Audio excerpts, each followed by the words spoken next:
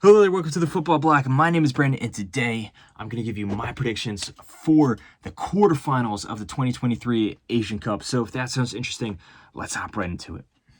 One step beyond.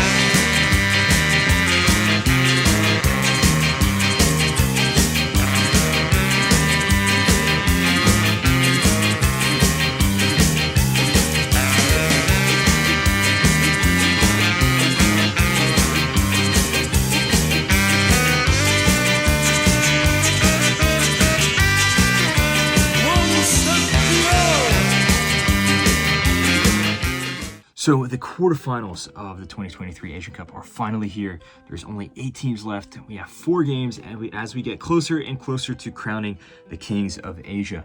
So I'm gonna go match by match, give my analysis, talk about the team's journey up until this point, how they match up against their opponents, and then of course I'm gonna give a match prediction.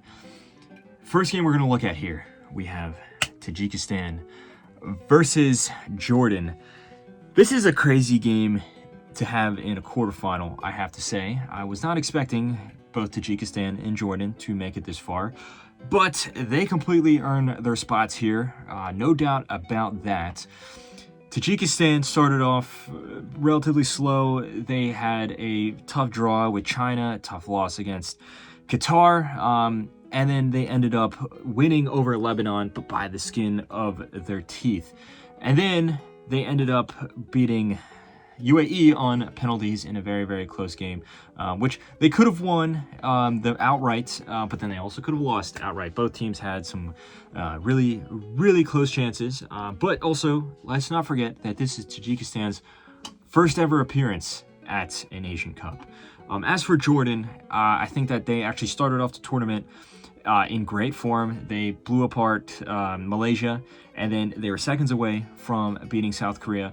Then they had a bit of a hiccup, though, where they did lose to Bahrain. It was a very sluggish performance from them, but they rebounded with a very, very good performance over Iraq, even if they got a little lucky with that red card on Ayman Hussein. But if you compare these two teams together, I think that it's going to be really close because both these teams have been playing just with so much passion. Both these teams have such a fiery way of playing. They just go for it, as that we've seen in most of their performances so far, and particularly Tajikistan. Every single game, it looks like their players are on the field. They're going to die for their coach there. But there is a big talent gap and also a big experience gap between these two teams.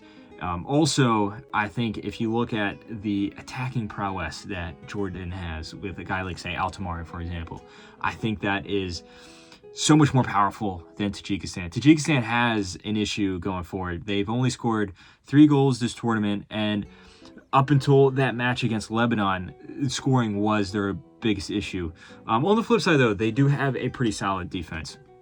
So, I'm going to say that Jordan ends up prevailing over Tajikistan here. I'm going to say that it's going to be 2-1 for the Jordanians. It's going to be a close game. I think that Tajikistan is going to go out with their heads held high. But at the end of the day, just the superior attacking talent that Jordan have is going to push them over the line. As for the next game that we're looking at, we have Australia going up against South Korea. And this is a headline matchup here. This is a repeat of the 2015 Asian Cup final, of course. 2 of the biggest teams in this confederation, some of the biggest names in the Asian game as well. Australia sent a transitionary team to this tournament where they left a lot of the experienced veterans at home. They brought up a bunch of young guys, trying to ease them into the team for the future. And I think that Australia has actually done very well throughout this tournament. They beat Syria, even though it was a very, very tough game. They ended up tying Uzbekistan. They beat India pretty handedly.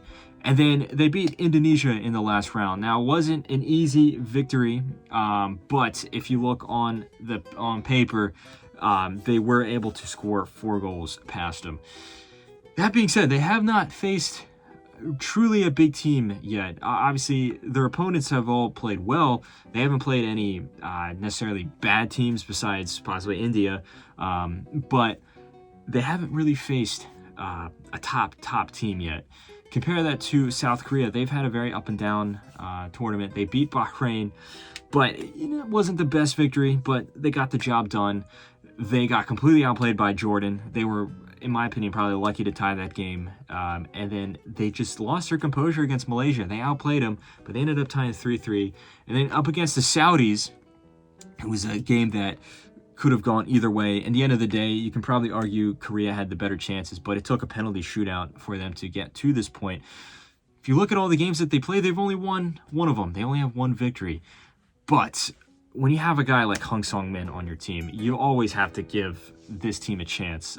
He is the best player in this tournament by far, and who knows, with the flick of a switch, he could win the game for South Korea there.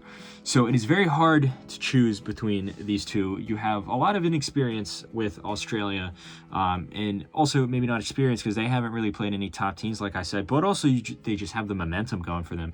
Versus Korea, it's been really up and down.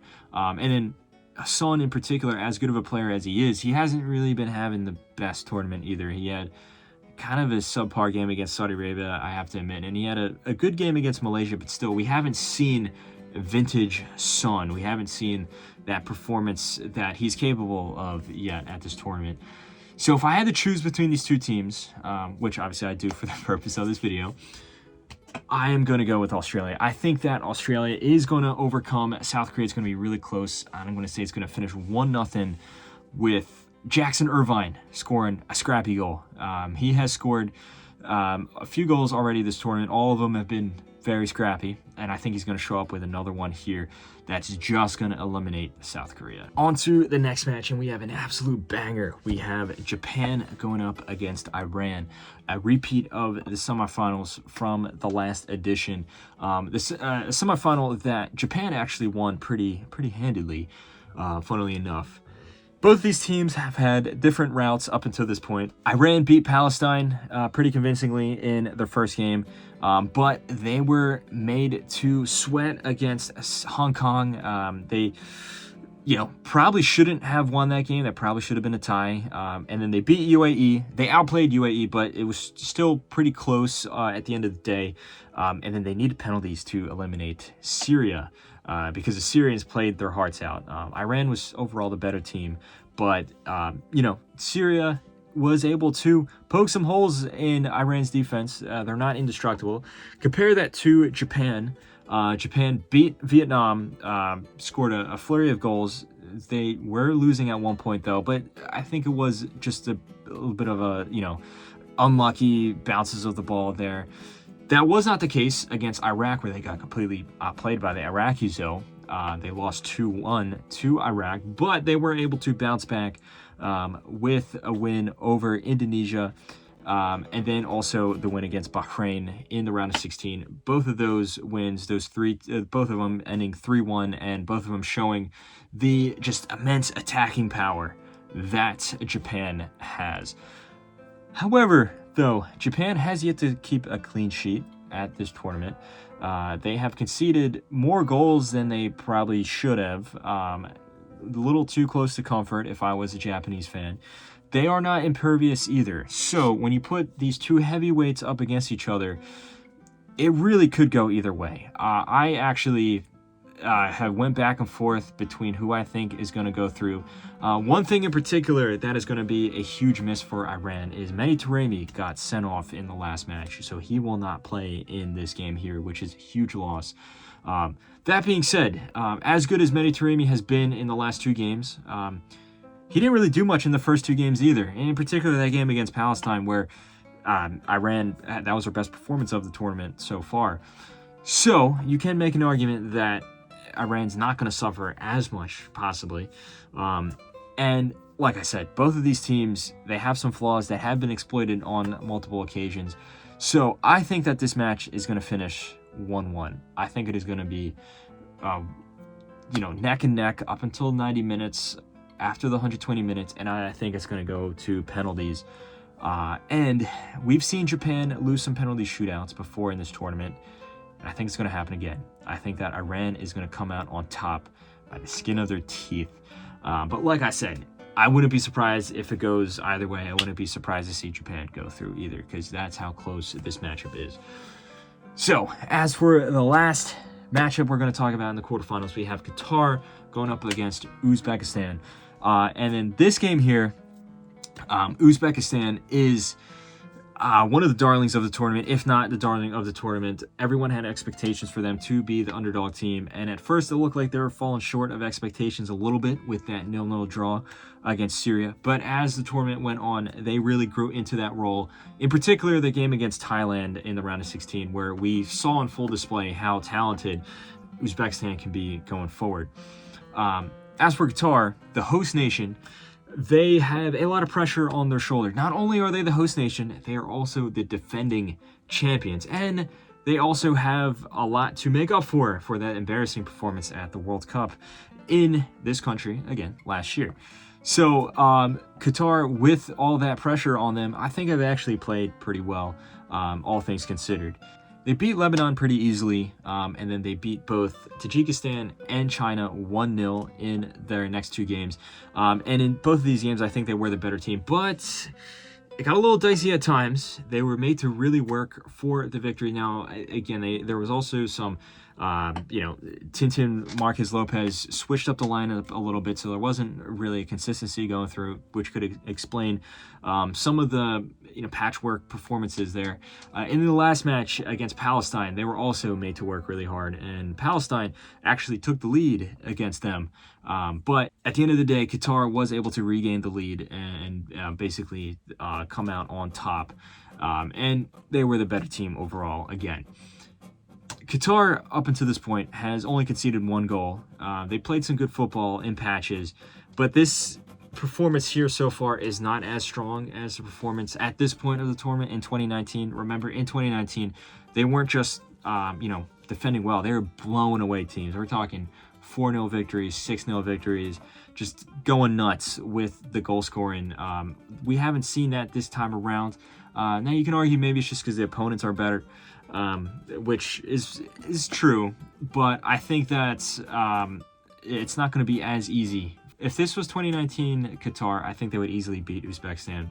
This time around, I think it's going to be really close.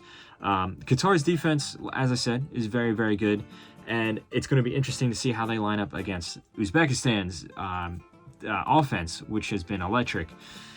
I think the deciding factor, though, is going to be one particular player, and that's Akram Afif. In my opinion, the best player of the tournament by far, with his goals, with his assists, with his just energy that he brings, the creativity that he has as well, the passes that he can pick out. You look at every goal that Qatar has scored this tournament so far, I think Akram Afif is actually involved in every single one of them.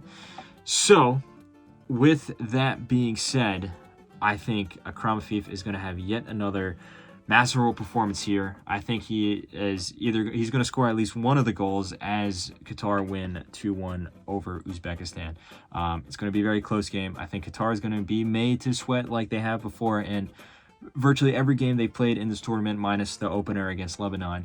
And Uzbekistan is going to eventually get eliminated. I think that the superior talent that Qatar have is going to beat them out. But Uzbekistan is going to be able to leave this tournament with their heads held high as well, because they have truly played well, and they've had a very honorable run up until this point.